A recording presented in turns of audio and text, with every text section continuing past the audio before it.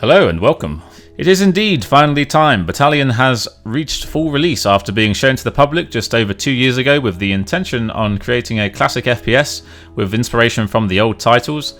It has spent just under a year in the alpha and beta stages and just over a year in early access, where the game has undertaken a huge amount of changes, with a lot of that coming directly from community feedback. I did intend originally for this just to be a simple update video where I would just tell you about what has changed in the game from update 2.5 last year to this full release version that we can play today.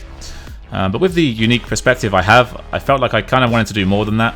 I have personally worked on this game almost since the beginning really, and seen the staggering growth it has had over the course of its development.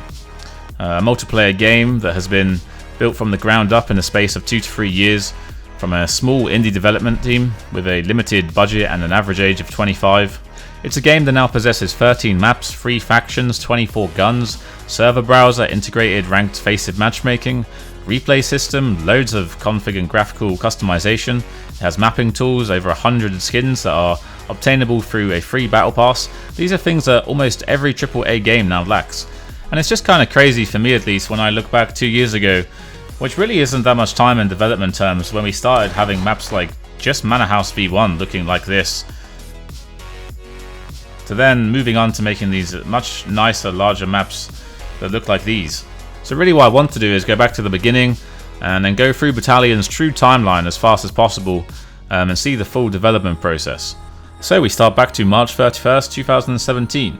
The pre-alpha footage is released onto YouTube, and the game has nothing at this point more than 2 factions, a few guns, 1 small map being Manor House V1, and really just an idea of what the game will be like in the future. It's incredibly rough around the edges as expected, but actually it manages to get a lot of people interested. Next we move on to July 6th, version 0.2 alpha releases, and backers are able to play the first set of updates for the game. In comparison to now, content-wise, this update is pretty minuscule, but a lot of people got their first taste of the game.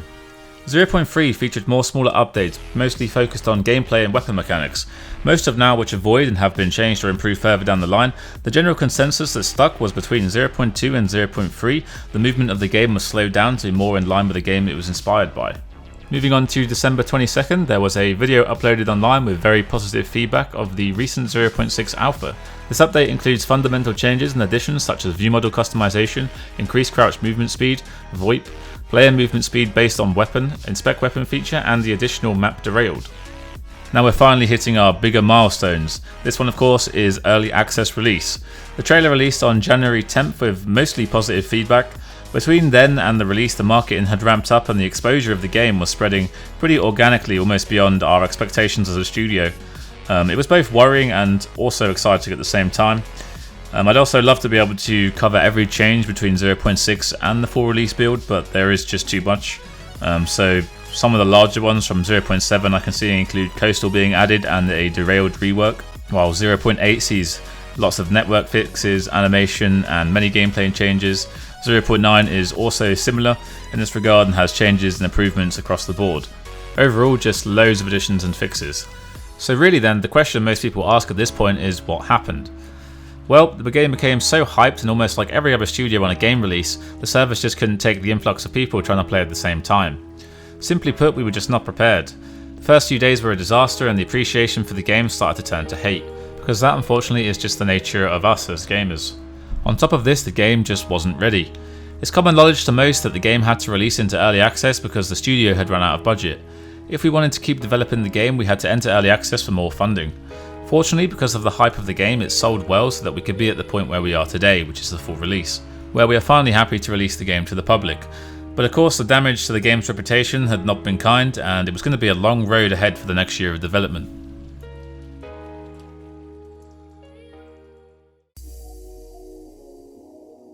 March 8th and July 12th see Major Update 1 and 2 release. These are obviously huge updates that I've made videos detailing in the past, so we can't go through it all. But the larger parts of these include the addition of Invasion, a Manor House V2 rework and opening the B-Barn Liberation that still exists today, and of course the removal of the old Wartime system with the cards that drop. Update 2 sees the addition of Wartime 2.0, the replacement economy system that we will see that has many changes up until the release period. The The invasion rework, new economy weapons, Savoia is added to the game, new character models, new weapon sounds, weapon movement, map and gameplay changes, huge optimization. The list really just goes on forever for these 2 updates. They're so long, that's why I had to make probably 10-minute videos on each of them. You get the idea, there's updates happening here. We're now heading on over to September the 13th, which sees the next major update 2.5 release, dubbed as the Rescale update.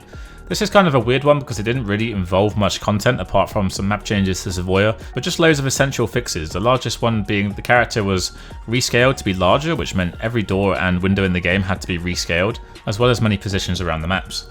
It was essentially rectifying a mistake that existed from the very beginning in the game. This update also included a lot of movement changes to attempt to be more in line with COD 4.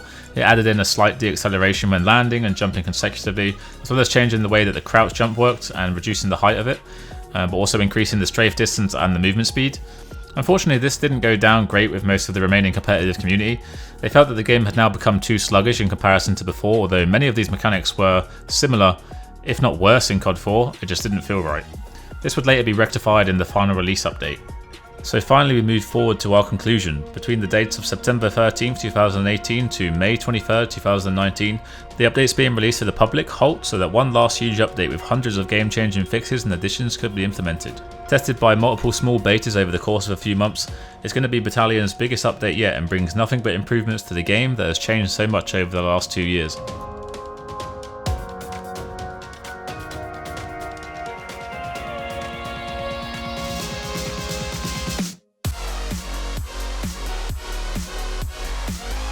So what does this update include and what can you expect? Well, first and foremost, a game that actually feels finished. Of course, I won't have time to cover everything in this update, but some of the major additions at least include 3 new maps, which are Docks, Gold Rush and Vanguard. Along with this, of course, comes the complete Russian faction. 0.1 also features a world first really with FACEIT integrated matchmaking, which allows you to do everything inside the game. You can play ranks, ladders, cups, 1 versus 1. It allows basically for everything to be in one central hub that is accessible. Along with this update is also focused a lot more on casual play, so it includes a new challenge system with daily, weekly and community challenges. It has in-game medals and rewards, leaderboards, stat tracking, a UI overhaul, match history and replay system, improved character visibility and the addition of a free battle pass with many more skins to unlock. Of course, the gameplay has changed a lot too. The movement has been drastically increased to feel more fluid. We have the addition of unlimited sprint. Along with this, we had changes to the recoil because it's now much higher, but it makes the guns feel great to handle, and it adds a little bit more skill element to the game.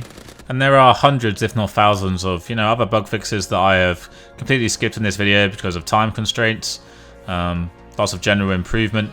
But I would say that personally I'm pretty happy with the game where it is right now. I would say that the studio feels the same. I would say a lot of the people who have played in the beta and followed maybe the course of development over the last year or so feel that the game is in a pretty good place right now.